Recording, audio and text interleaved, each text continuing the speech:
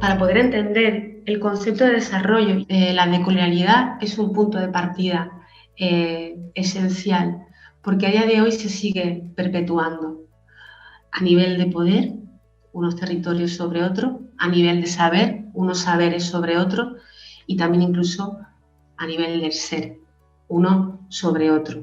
Es imposible construir igualdad, por tanto, ODS 8, internacionalmente, si no ponemos freno a ciertos procesos de globalización o de externalización, deslocalización productiva o a la libertad de movimiento de capitales. Este modelo de desarrollo impuesto es toda una maquinaria que ocupa los territorios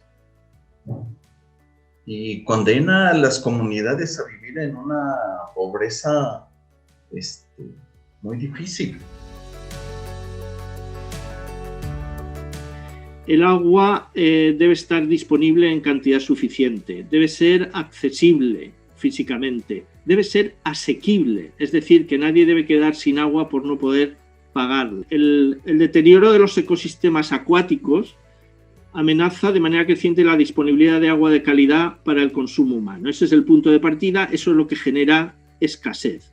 La forma de fomentar el compromiso con el agua es haciéndolo desde una perspectiva transversal, implicando a las instituciones, a las empresas y a los demás agentes sociales, siempre desde una forma activa para que se comprometan realmente con el recurso.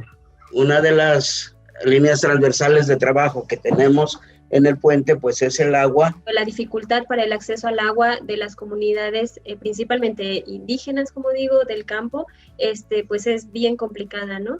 Entonces, pues en el puente lo que intentamos aportar o lo que hemos aportado pues es en cuanto a la construcción de tanques de captación pluvial, a la construcción de sistemas completos de agua.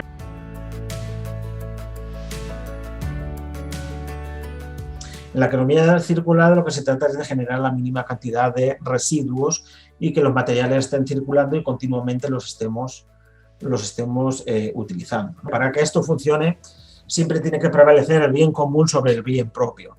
Si no, pues no hacemos nada. Lo que tenemos que hacer es recuperar la ciudad consolidada, rehabilitarla y que vuelva a ser útil para las personas que la habitan. Un equilibrio entre el campo y la ciudad y de esta manera elevar la calidad de vida. Y por ello la necesidad de implementar algunas tecnologías para el cuidado y ejercimiento de los derechos a la salud y a un medio ambiente sano, enfocado también al cuidado del cuerpo territorio y territorio tierra. Realmente sí se puede hacer algo desde nuestros territorios, desde las territorialidades donde estamos cada uno, ¿no? Y aportar a esto y que no solo cargarle a los pueblos que sí, hay que reforestar, sí, dejen de consumir coca, sí, dejen de no sé qué. ¿Qué estamos haciendo realmente nosotros desde nuestros espacios, ¿no?